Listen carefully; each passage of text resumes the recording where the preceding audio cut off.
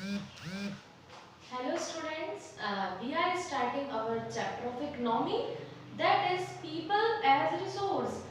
As you are thinking that कि हमने natural resource पढ़ा है पहले, but ये people as a resource क्या है? It is a new chapter for us.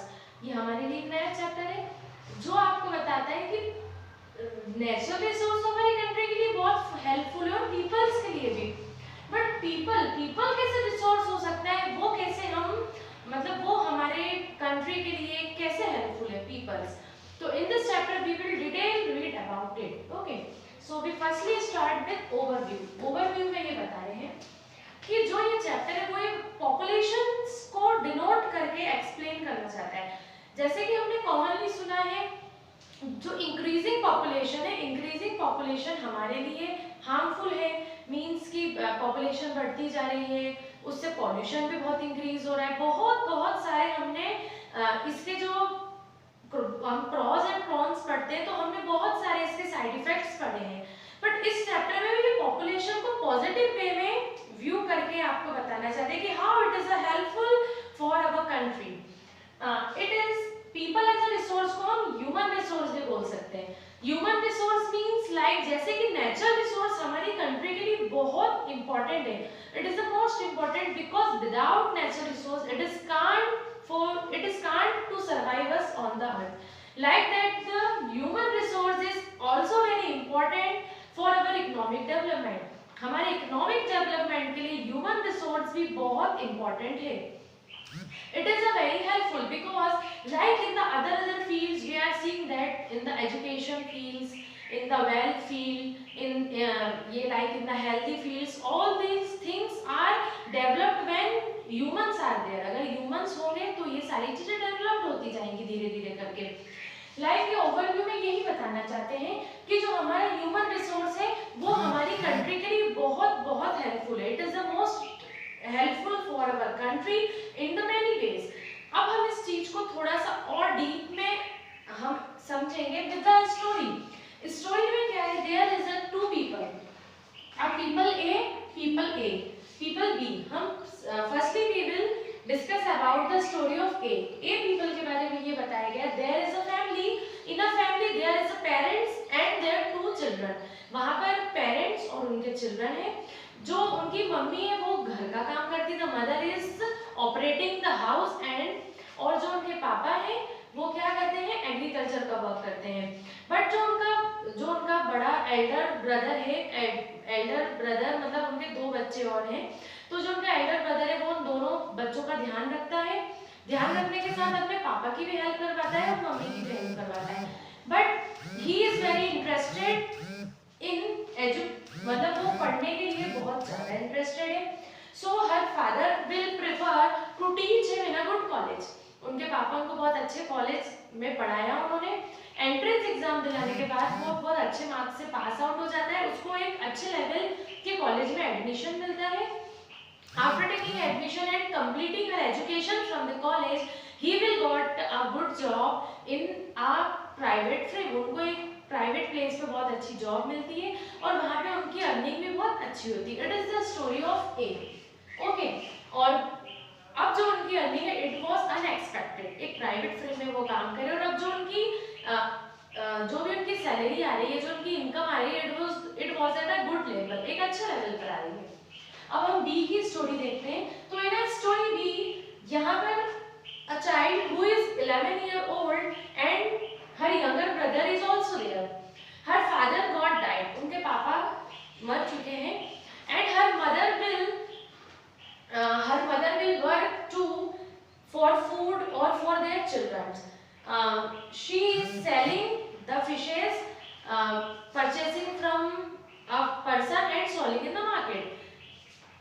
Ab they are not able to teach or to give education to their child. अब वो इतनी कैपेबल नहीं है कि वो इतने ही इनकम से उनके बच्चों को पढ़ा सके. So after some time her mother also get her mother was also get ill. Because of illness, her child helping her mother in solding the fishes. Okay, but they are not able to go to school continuing her mother job because her mother got ill and there is no one in her family to look out the business for their survive. So after some time the child was patient, means उसका patient ही हो गया था कि बस उसको यही business आगे continue करना है, उसकी mother का business. So वो uneducated ही रह गया. Okay. अब जब वो uneducated रह गया तो जो उनका छोटा brother था he was also uneducated. Okay. अब इन दोनों story में difference क्या है कि a mother father will proceed him to educated, to give a good education to him and to join a good job and earning the more and more salary. In the case of B, we are seeing that कि her father's got that or B is continuing her mother business. At a time, A's salary was increased very much and his incoming was at a good level. But B is continue only to a fixed level for only their survive. ये एक fixed level पे ही हो गए थे और fixed level पे ही करने के बाद सिर्फ वो अपने फैमिली को रन आउट कर पा रहे थे, सिर्फ इतना ही वो कमा पा रहे थे. अब A और B में डिफरेंस क्या है? जो हमारी इसमें इकोनॉमिक एक्टिविटीज होती हैं, जो भी हमारी इकोनॉमिक एक्टिविटीज में A वाला बहुत अच्छी हेल्प कर रहा है B वाले के कंपैरिजन में. अब वो कैसे कर रहा है? जैसे जैसे भी मैंने बोला था कि ये जो चैप्टर है ये पॉपुलेशन को एक्सप्लेन कर रहा है कि जैसे जैसे पॉपुलेशन इंक्रीज होती जा रही है तो बहुत सारी पॉपुलेशन ऐसी भी है जो एक की तरह एजुकेटेड होकर बहुत सारा कंट्री को हेल्प कर रही है as a income level. Also एक इनकम जो एक लेवल होता है हमारा इकोनॉमिक लेवल जो होता है उसमें भी वो बहुत अच्छा अपना योगदान दे रहे हैं. तो A is also doing at a best level. तो ऐसी पॉपुलेशन जो A की तरह है वो बहुत कंट्री को हेल्प कर रही है. अब लाइक द बी वाले जो पीपल्स हैं वो अगर एजुकेटेड नहीं है तो वो हेल्थ को लेके या पढ़ाई को लेके या जहां पे भी अपनी स्किल्स किसी टेक्निकल वे में परफॉर्म करना है तो उस टेक्निकल वे में वो थोड़ा सा पीछे हैं. बट उस टेक्निकल वे में उनको नीड तो रहती है तो वो नीड कौन फुलफिल करेगा? ए वाले पीपल. ए वाले जो पीपल है वो बी वाले पीपल की जो नीड्स है, जो बेसिक नीड्स है उसको फुलफिल करने के साथ उनको हर एक फील्ड में, मींस एक हेल्थ के फील्ड में देखा जाए, एक एजुकेशन के फील्ड में देखा जाए, बहुत सारे फील्ड्स में ए वाले जो पीपल है वो नेशन की हेल्प करने के साथ ऐसे अनएजुकेटेड पीपल जो किसी प्रॉब्लम की वजह से ना पढ़ पाए हो तो ऐसे पीपल्स की भी हेल्प कर रहे हैं. हाँ, माना कि ये जो बी वाले पीपल है डॉक्टर नहीं बन पाए बिकॉज ऑफ एनी रीजन या फिर किसी फील्ड में लेक्चरर नहीं बन पाए, बहुत सारे एजुकेशन वाले जो लेवल्स होते हैं उन लेवल्स तक ये नहीं पहुंच पाए. पर अगर इनकी तबीयत खराब होती है तो ये कहाँ जाएंगे? डॉक्टर्स के पास ही जाएंगे. तो और अगर इनको इनके बच्चों को एजुकेटेड बनाना है तो वो कहाँ भेजेंगे? स्कूल में ही भेजेंगे. तो ऐसी पॉपुलेशन जो पॉपुलेशन धीरे धीरे बढ़ती जा रही है तो वो पॉपुलेशन एजुकेटेड वे में भी निकल रही है. एजुकेटेड वे में निकलने के साथ फिर एजुकेशन करने के बाद तो बहुत सारे हमारे पास वेज होते हैं जिसकी हेल्प से हम हमारे नेशन के ऐसे पीपल को हेल्प कर सकते हैं जिनकी नीड एक्चुअली में जिनको हमारी नीड है. तो ऐसे पॉपुलेशन में ऐसे पॉजिटिव जो साइड बताया, अपन नेगेटिव साइड तो हमेशा पढ़ते हैं बट पॉजिटिव साइड ये है अगर जो बहुत सारी पॉपुलेशन है उसमें से परसेंटेज अर्लियर के कंपैरिजन में जो हम मॉडर्न टाइम देख रहे हैं उसका कंपैरिजन देखें तो मेंस और ज्यादा एजुकेटेड होते जा रहे हैं वुमन के कंपैरिजन में. धीरे धीरे जो हमारा एजुकेशन वाला जो पार्ट है, जो एजुकेटेड वाले जो पीपल्स हैं उनका percentage day by day increase होता जा रहा है हर एक स्टेट में भी और एक नेशनल लेवल पे भी. तो जब आपका एजुकेटेड वाला जो परसेंटेज है वो डे बाय डे इंक्रीज होता जा रहा है means they are helping our nation to become a developed country, not developing. वो डेवलपिंग से मूव करके हमको कहाँ ले जाना चाहते हैं? डेवलप्ड वाले स्टेज पर. तो हमारा जो पॉपुलेशन इंक्रीज हो रहा है तो अब वो इंक्रीजिंग के साथ हमारा एजुकेटेड वाला जो पार्ट हमारा है उसमें भी इंक्रीज धीरे धीरे होता ही जा रहा है. तो दे आर इनडायरेक्टली और directly helping our nation and the people which are uneducated they are indirectly also helping them peoples. So now we move to our next chapter, next topic, that is the economic development activities by men and women. अब जो man और woman वाला हम part देखते हैं तो हम compare करते हैं अर्लियर में और मॉडर्न टाइम में। तो जो हमारा प्रेजेंट टाइम चल रहा है, करंट टाइम में आपके जो मैन और वुमन है, अब पहले क्या होता था, जो मैन और वुमन तो एकदम इललिटरेट होती थी और सिर्फ वो घर को ही वॉच आउट करती थी, ओके, और जो मैन होते थे वो बाहर वर्क करा करते थे। अब जैसे जो वुमन है, हमने देखा कि ए वाला जो पर्सन था उसकी मम्मी घर को ऑपरेट करती थी, तो ऐसी कंडीशन में उनको उसका कुछ पे भी नहीं मिलता था, सिर्फ वो घर का काम करती थी। बट आजकल के जो मैन है वो भी बहुत एजुकेटेड हो रहे हैं और in comparison of earlier time woman is also completing their education and performing their skills in the many areas, many different ways, बहुत सारे areas, हर एक जगह में वुमन अपनी स्किल्स परफॉर्म कर रही है। अब जब वो अपनी स्किल्स परफॉर्म कर रही है तो उनको पे भी मिल रहा है अब घर का काम करने में, और जब वो बाहर में कुछ लेबर जो वर्क वो कर रही है, वो अगर वो बाहर वो काम करती है, अपनी स्किल्स को परफॉर्म करती है, तो वहां से उनको कुछ पे भी मिल रहा है। अब उसी तरीके से जैसे मैन जो है वो अगर हेल्प कर रहे हैं नेशन के बिल्डअप करने में, तो woman is also helping in nowadays to build up a developed nation, okay.